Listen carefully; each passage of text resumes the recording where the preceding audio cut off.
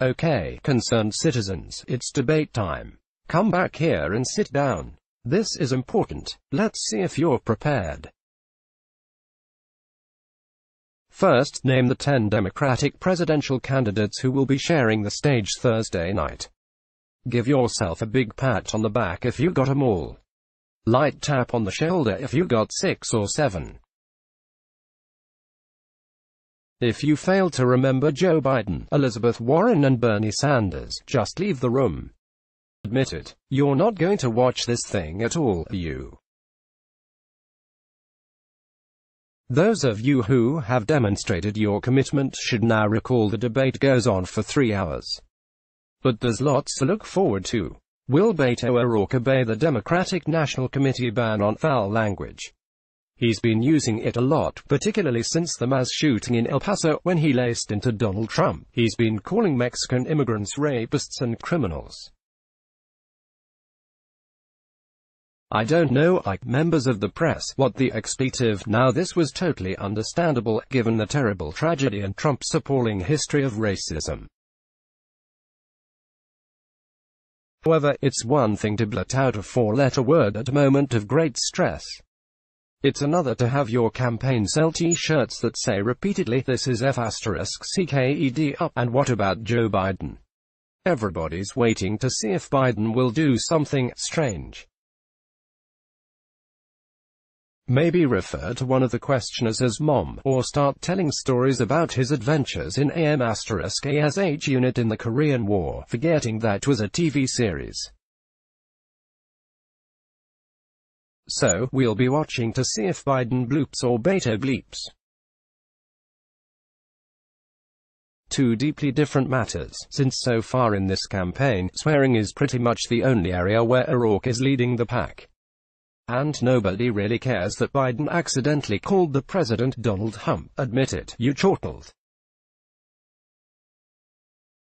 At the debate, our former vice president will be squished in between Bernie Sanders and Elizabeth Warren. That in itself should make it worth tuning in. If things go well, Biden could market t-shirts bragging, "It's cool to be in the middle." There's a popular presumption that Biden needs to perform at least decently in these events if he wants to win the nomination. But having trouble handling Senator Warren in verbal combat is way different from being able to hold your own against Donald Trump. Particularly when the subject gets to whether a president should make up his own weather maps. How much of the audience will be thinking about age? Biden, as the whole world knows, will soon turn 77. And Sanders is 78.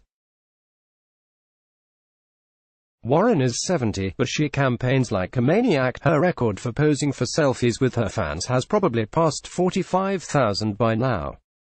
Biden is taking things fairly easy, in a world where hitting 13 events in 3 weeks is sort of like goofing off. Still, if he can stand up on the stage for 3 hours trying to look both genial and hard-charging, that's a pretty good sign that his age doesn't matter. Or at least doesn't matter above all else. There are a few troubling precedents. One of the presidents who was oldest at the time of his inauguration, William Henry Harrison, died after a month in office. And the very oldest, Donald Trump, has been known to forget which country his father was born in. Meanwhile, I'm betting Kamala Harris, 54, will try to vie with Pete Buttigieg, 37, in an appeal to the youth vote. Only saying that because she just sent out an anti-Trump fundraising email with the subject line, "This dude's gotta go." It's sometimes a little hard to keep track of the actual issues when everybody's vying to be youthful, likable, powerful, memorable, not disaster-prone.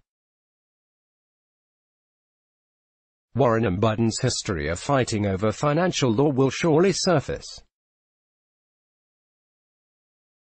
They tangled in 2005 when credit companies wanted to make it harder for average Americans to declare bankruptcy.